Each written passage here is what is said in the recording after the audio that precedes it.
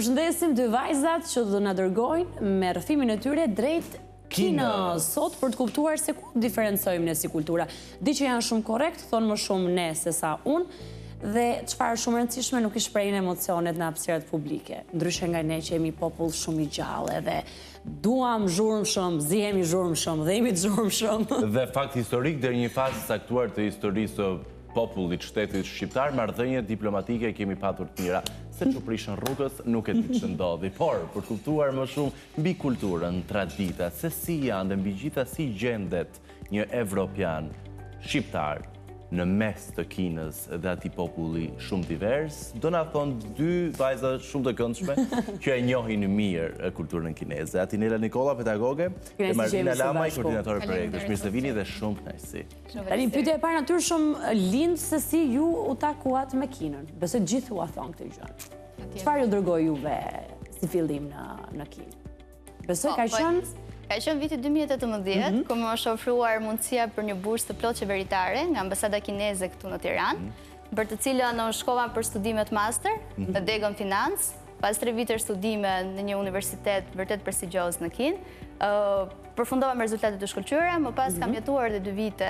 Pra, mesatarisht mund të them që eksperienca ime në Kinë është prej 5 vitesh, nga 2018 deri në vitin 2024, dhe absolutisht është një eksperiencë shumë unike, e cila është e miksuar midis kulturës së pasur kineze, midis zhvillimit shumë të avancuar teknologjik, ashtu sikurse edhe stilit të jetesës shumë dinamike. Për ju, gjithashtu një ngacmim besoj? Për mua ka qenë ngacmimi gjuhësor. E kam filluar të studioj në mënyrë autodidakte karakteret e gjuhës koreane, dhe më pas në vitin 2021 jam futur në Institutin Konfuci për gjuhën kineze. Gjatë studimit të gjuhës, në vitin 2023 kam aplikuar për një program vere trajnim studimesh doktorale në Kinë, ku pranoheshin vetëm 50 student nga gjithë bota dhe më është dhënë mundësia që të pranohem aty. Kam ndikur këtë program për rreth 2 javë dhe ka qenë me të vërtet një eksperiencë shumë interesante, sepse mësova rreth filozofisë kineze, rreth kulturës së tyre, pata mundësinë të njoh student kinez, por dhe nga vendet të tjera të botës. Dhe ai është kontakti ndoshta I vetëm që ke patur me tokën kineze, apo ke qenë edhe herë të tjera? Jo, herë të tjera jo. Më parë kisha bërë pjesë e konferencave online, programeve online në nivel universitar, por ky ishte, le të themi, ai impakti drejt për drejt. A patët në vizitën e parë në Kinë, në kapërcimin që ti ke bërë për studiuar, a patë diçka që të shokoj në kulturën e tyre? Që nuk ishe mësuar? Patjetër që po, që ditën e parë, shoku I parë kulturor është gjuha kineze. Pavarësisht se mundesh të dish gjuhën kineze, të paktën fjalët bazike të komunikimit të përditshëm, në kontaktin e parë që ti ndodhesh me qytetarët vendas, has vështirësitë e pjesa e shqiptimit, intonacionit, pasi edhe gjuha e tillë është shumë komplekse. Shok tjetër kulturor absolutisht është ushqimi, janë traditat e tyre. Çfarë do të konsumoje? Do doja shumë që në fillim që të haja, do më thënë të konsumoja një ushqim që vërtet të më linte mbresa, pavarësisht se kulinaria e tyre është shumë e veçantë dhe shumë e ndryshme nga ajo shqiptare, edhe normalisht më bëri të ndjesha distis që okej, mbase më duhet më shumë kohë që unë të përshtatem me ushqimin e tyre. Sa kohë të desh? Ja 3 vjetë mirë. Jo, 3 vite jo. Po mund të themi diku të 3 muaj po. Për të përzgjedhur ushqime më të mira. Pra 3 muaj nuk janë pak, vetëm kur I thua duken pak. Atinela, ti, kur vajten Kinë pra të dy javorshin për arsye studimore, me çfarë u përballe, gjëja e parë? Gjëja e parë ishte që unë u hutova. Dhe nuk parandodh që unë që jam një njeri shumë I kalkuluar të hutohem. Në cilin qytet zbritur? Unë kam qenë në Pekin. Në Pekin. Në Universitetin Normal të Pekinit, Beijing Shofandashue në kinezisht. Dhe më pas ka qenë dhe një vizitë 4 ditore në Quzhou. Kjo kanë qenë pjesë të programit të organizuara nga universiteti, por I gjitha I rrugëtimi, por dhe përballja me një kulturë tjetër, të gjeje universitetin ishte sfidë më vete, kampusin universitar, ushqimet, siç përmendi Marina, edhe për mua kanë qenë një pjesë tjetër me të cilën duhet të mësohesh, apo nuk e kisha kaq të gjatë kohën, do të thënë ka qenë java e parë shumë e vështirë, dhe më pas u mësova me ushqimet kineze, kur jam kthyer këtu e kisha të vështirë të konsumoj ushqimet shqiptare, më dukeshin shumë të rënda. Tash mund të themi na mungojnë ato ushqime kineze që kemi konsumuar më parë. Ma merr mendja. Cila është gjëja më e çuditshme që keni ngrënë në Kinë? Gjë më e çuditshme në Kinë, masivisht ju mund të gjeni dhe treg të gjës së gjallë dhe njëkohësisht edhe tregu i insekteve. Kam konsumuar krimba dhe akret. Thjesht ka qenë më shumë si një lojë, si një sfidë midis miqve, sepse kam krijuar miqësi të ndryshme nga komsi. Po, akrepi ka qenë krokant, kurse krimbat të gjallë, absolutisht duhet të kuptohet që më së shumë t'i godita se sa arrita t'i përtypja. Të gjallë. Po, të gjallë. Unë këtë nuk e di, do më duhet një udhëtim i dytë që ta mendoj nëse duhet ta provoj. Sepse kam ikur nga Shqipëria me probleme me stomakun dhe thash, okej, nuk ka gjë se unë do ha vezë, sepse vezës nuk e se çfarë t'i bësh. Ato ka një traditë që vezët e zihen në një lloj çaji dhe veza nga brenda merr një aromë tjetër. Është çaj i mirë, është kurativ. Por për mua ishte shumë e vështirë në fillim të përshtatesha me aromat dhe as vezën nuk e haja. Domethënë, imagjino deri të shkoja deri te krimbat dhe këto jo. Me çfarë shoqëroje krimbat? Absolutisht ashtu direkt. Pas salcë, pas një që? Lëvizni. Po, lëvizni, po, të gjallë. Si merje me chopsticks apo me duar, me pirun, me çfarë?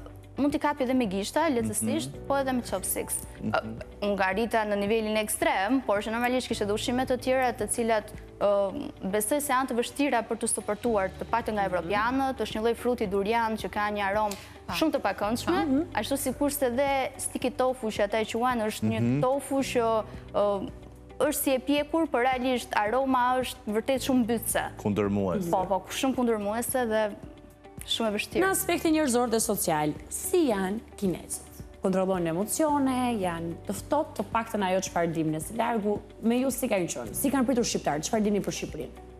Tani, unë do të nisem nga eksperjenca ime personale, me mua kanë qenë shumë ikpritës, shumë të afruar, që ditën e parë madje që nuk gjeja klasën, apo dhe atë godinën ku duhet të zhvendosesha, më kanë shoqëruar deri në momentin e fundit kanë lidhur me mua dhe në fund fare kur kam mbaruar gjithë eksperienca më kanë dhënë edhe kartolina, plus që kishim dhe këtë situatën tjetër që i ndodh besoj çdo evropiani që shkon në Kinë të bëjnë foto. Të bëjnë foto kudo që t'jesh sepse ti je ndryshe. Mua më pëlqente një karakteristikë e popullit kinez. Janë shumë punëtar. Janë shumë punëtar dhe janë gjithmonë korrekt në orar. Korrekt, më pëlqente mënyra e dinamikave të punës të tyre. Dhe normalisht, me atë ritëm që punonin edhe shpërbleshin, patjetër, por mua ajo lloj metode e të dhënurit për punë më pëlqente jashtëmase. Vim dhe këty Marina, çfarë të ka bërë përshtypje tek ata si njerëz në pikpamjen e ndërtimit të ditës dhe gjithçkaje? Përveç faktit që janë shumë miqësor, absolutisht janë gjithkohës të gjetshëm për çdo lloj problematike ose pyetje që mund të kesh. Një karakteristikë tjetër që më ka bërë përshtypje është edhe që janë një popull shumë kurreshtar. Pra në momentin që unë prezantohesha që vija nga Shqipëria, ishte një mori pyetjesh rreth faktit ku i bie Shqipëria, se ke ardhur, kishin informacione. Dinin ku apo nuk dinin as?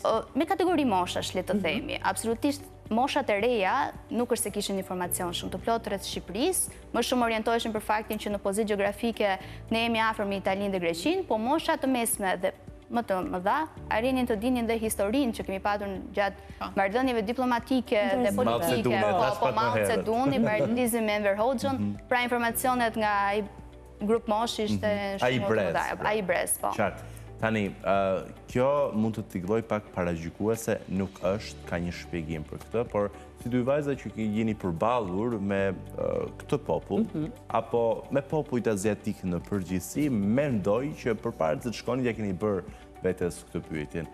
Pse në syt e evropianëve, popujt aziatik, nga njëherë themi kinezët dhe i përfshim të gjithë, na duken gjithë njësoj. A janë ata vërtet njësoj? Jo, apo dhe neve atyre një të përshtypje kanë për ne. Të njëjtën gjë mund të thonë dhe ata për ne, po për ne për shembull që kemi qenë atje ose dhe jemi marrë me studimin e gjuhës dhe më qërë, nuk na duken një lloj. Na duken shumë të ndryshëm dhe i dalluar. Kanë ato specifikat e veta në tipare. Okej, është standarde forma e syrit në formë bajame, sikurse ne nuk e kemi në formë bajame, e kemi ndryshe. Pastaj kur vjen puna tek ngjyra e flokëve, ato mund t'i lyejnë, mund të vendosin ato lente kështu që. Se Marina, ty s'janë dukur miqtë e parë kinez të gjithë njësojnë fillim. Mua jo vetëm kinez, po madje aria ti përfshija të gjithë në një. Ai mund t'ishte korean, mund t'ishte tajlandez, unë po prapë etiketoja, pra ti e kinez, ai thonte jo, më vjen keq, për shembull, jam nga Myanmari, jo, jam nga Vietnami. Pra në syrin ton absolutisht ata duken njësoj, por që jo, edhe ata të njëjtin gjykim kanë dhe për ne evropianët. sidomos për ne të zonës së Ballkanit, nuk arrini të bënin dot të ndarje specifikisht, ndaj të gjithëve na konsideroni si një. Përpara se të shkojmë dhe të flasim për vitin e ri kinez dhe për gjithçka ju na keni sjellë sot, na keni mbushur studion me disa besoj objekte që tregojnë shumë për kulturën kineze. Të dyja a na mësoni një dy fjalë kinezisht? Po dy fjalë të lehta, jo nga ato fjalët që unë dhe Syriani do përtypemi. Pra, të mësojmë të themi tham ni hao kur e nisëm. Po. Që është përshëndet. Përshëndetje është në... Mësojmë dhe faleminderit? Po të thuash ni hao ma, po pyet tjetrin si e. Do me thënë, ajo maja në fund është një prapeshtesë që është forma pyetëse fjalës dhe si e. Si thuhet mirë? Hao. Hao. Hao është mirë. Hao. Okej. Ni hao ma. Hao. Hao. Po, shumë korrekt. Faleminderit. Dialogua. Sa po dialogua? Si thuhet faleminderit? Sheshe. Sheshe. Sheshe. Sheshe. Sheshe. Sheshe. Sheshe. Duket për qeshur, Alba. Më duket sikur se çka si fjalë. Është tonaliteti. Është tonaliteti. Gjua kineze ka këtë. Një fjalë tjetër, të dua, si themi? Wo ajni. Unë të dua ty. Wo aj, që është karakteri dua. Wo aj. Ni, që jesh ti. Wo aj ni. Ajni. Ajni. Ajni. Wo aj ni. Po, ju duam, pra shumësi, veta dy shumës. Woman. Woman. Tek wo, që është për emri unë, i shto mën, që bëhet ne. Woman, ajni. Woman ajni. I themi gjithë shikuesve tanë. Tani po e kuptojmë edhe ritmin, si Woman duhet ta ajni. themi. Po. Shumë e bukur. Do një fjalë tjetër që duhet ta dim? Po shiko. Ne jemi për të na marrë klasë parë, po.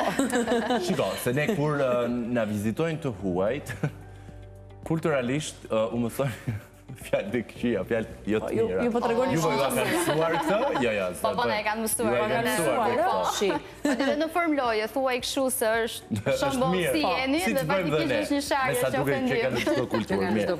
Jo, mos ta mësoni sharje. Jo, mos ta mësoni, jo. Se nuk kemi ndërmend. Kemi dhe një minoritet në qoftë se klasifikohet minoritet në Shqipëri, ndoshta shumë kinezë, të cilët janë rritur, arsimuar, edhe ata që kanë ardhur nga Kina dhe shkollohen në Shqipëri. Ky është një? Është një libër me karaktere kineze, por është i shkruar në letër kalk dhe i lidhur me thurje, po ta shikosh, dhe po është fleton, do me thënë, nga mendon që e ka leximi, nga fillon leximi sipas teje. Nga lart poshtë. Nga fundi. E para kthej nga krau tjetër, po ta shikosh edhe tek kapaku, nga krau që e ktheve ka diçka të shkruar, sepse fillon që aty, dhe po ta hapësh, fillon leximi nga poshtë lart, nga e djata në të majtë. Më thënë është... Dhe letrat, po. Poshtë lart. Poshtë lart. Nga djata në të majtë. Nga poshtë lart. Po. Dhe janë të ngjitura ato letra, do me thënë. Nuk është një faqe, po ta hapësh janë dy. Si? Ape fleta? Po, ajo fleta është dyshe, po ta shikosh është e palosur, e ngjitur, ato e lidhur. Pra, është një fletë e gjitha. Ja, është një... Nuk hapet ndoshta, sepse është e futur, por që është një fletë e gjitha. Pjesa këtu. Mund ta vendosësh dorën brenda dhe shikon që... Janë dy fletë bashkë. Çfarë kemi këtu? Jackie Chan. Në fëmijërinë e tij duke stërvitur me artet marciale, kung fu. E pasoj humorin shumë mirë. Çfarë kemi këtu? Po pyes edhe një herë. Atëherë, ato janë figurina të vogla. Figurina të vogla, të veshura me veshjet tradicionale kineze, duke bërë ato artet marciale që... Një ide mirë dhurate besoj kur ti viziton Kinën, për ta sjellë me vete për ta kujtuar gjithmonë. Po, ai është një element dekorativ pikërisht për vitin e ri kinez. Jemi te viti i ri kinez. Na tregoni pak për vitin e ri kinez. Atëherë, viti i ri kinez starton po flas pikërisht të këtij viti të 2026-s, starton me 17 shkurt deri me datën 3 mars. Çdo vit është i variueshëm në data, sepse është sipas llogaritjes së kalendarit honor. Konsiston ky vit i ri në vitin e kalit, ose ndryshe ata e quajnë si fire horse, pra kali i zjarr. Simbolikat e karakteristikat është qësia dhe energji, dominancë, liri dhe tashmë kanë filluar dhe zbukurimet dhe pastrimet në çdo shtëpi kineze, pasi jemi në prag të festimeve. Dhe mund të themi që është një nga festat më kryesore, një event madhor që ndodh në të gjithë popullin kinez, pasi karakterizohet njëkohësisht dhe me dhënien e këtyre zarfave të kuq, që ata i simbolizojnë me emrin Hongbao, dhe brenda janë zarfa me lek, në të cilën dhurohen natën e vitit të ri. Sa lek janë këtu? Kjo është moneda më e lartë kineze, pra 100 yuan. E konvertuar na duhet të bëjmë llogaritje, po. 100 Por unë nga që ndonjëherë kush lek në studio. Lek jo. Kinez mbi gjitha, jen apo jo?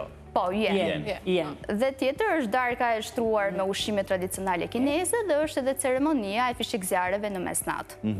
Ndjekin kinezët kalendarin gregorian? Kanë më shumë kalendarin hënore. Po, janë më shumë të bazuar atë. Përkojnë me kalendarin e hënë. Po sa është data në kinë, so që flasë? Jo, në datë jemi po njësoj, por në momentin data është po njësoj faktikisht, por në momentin që do startoj mbrëmja e 16 shkurtit, që është edhe mesnata, sikurse ne kemi 31 dhjetorin, ata e kanë të përllogaritur që 17 të shkurti, pra është dita e parë e vitit të ri, që është viti kalit. Adela, çfarë bëjnë kinezët për fat? Atëre, se po e mbante në dorë atë elementin dekorativ, ngjyra e kuqe është fatësjellse për ta. Pra ngjyra e kuqe është fatësjellse. Po ta shikoni që në të gjitha festimet kineze nuk mungon ngjyra e kuqe, shëndet. Sepse e kanë simbol shenjë fati. Marina e përmendi që janë zarfat e kuq, ne i kemi sjellë në disa versione zarfat e kuq me lek, dhe zakonisht të zarfat e kuq më shumë i marrin fëmijët dhe çiftet e sapo martuara. Do me thënë tradita është që të gjithë tani është edhe online, mund t'i çoni dhe online zarfat e kuq me lek.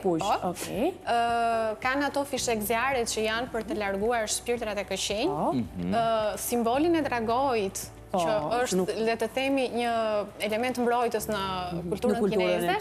Dhe njëkohësisht, ajo pjesa që Marina e përmendi, tha, ato merren me pastrimin e shtëpisë, sepse nxjerrin nga shtëpia të vjetrën gjithë të këqijat dhe presin që të vijë e reja.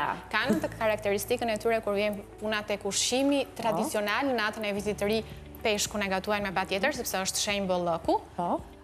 Dhe atë tavolinën e rumbullakët që jemi të gjithë të barabartë dhe do mblidhemi të gjithë pra një tavoline që nuk ka cepa, jemi të gjithë të barabartë. Se kjo është simbolika. Simbolika vitit të ri kinez pikërisht në këtë konsiston, bashkimi i familjes. Çfarë është kjo? Zarfi kuq. Zarfi kuq. Dhe këtu futen para? Po. Mirë. Që konkretisht edhe ne kemi marrë një hongbao me para. Me monedën, kartë monedën maksimale, thanë, apo s'është të thënë? S'është të thënë. Varion shumë. Tani, më tregoni pak, sepse unë dhe Alma jemi udhëtar shumë pasionant, dhe patjetër Kina është një nga shtetet që patjetër duam të bëjmë herë në jetë. Është Kina e shtrenjtë? Varet si gjykoni. Unë kam vizituar, udhëtuar në shumë qytete të Kinës. Mbas në 12 për qyteteve më kryesore të Kinës, se kam dashur të prek jo vetëm anën moderne të qytetet si Shanghai, Shenzhen, Guangzhou, por edhe anën historike si Qian, Beijing e tjerë. Mund të them që patjetër Shanghai dhe Pekini janë më të shtrenjtë krahasuar me qytetet të tjera. Por, nëse mund të krahasojmë base me qytetet të tjera evropiane ose me Amerikën, besoj se niveli i çmimeve është shumë herë më i ulët. Pra, nëse krahasojmë me Shqipërinë, ta bëjmë kështu? Po, në rregull. Sa mund t'i kushtojë një shqiptari një javë qëndrim në Kinë? Përfshirë këtu, hotelin e heqin fluturimin. Po, fluturimin është zgjedhje secili. Fluturimin mund të jetë kostoja më e lartë. E heqin fluturimin. Të qëndrosh, të konsumosh, të hash, të pish, të frekuentosh një vend, të shohësh një muze.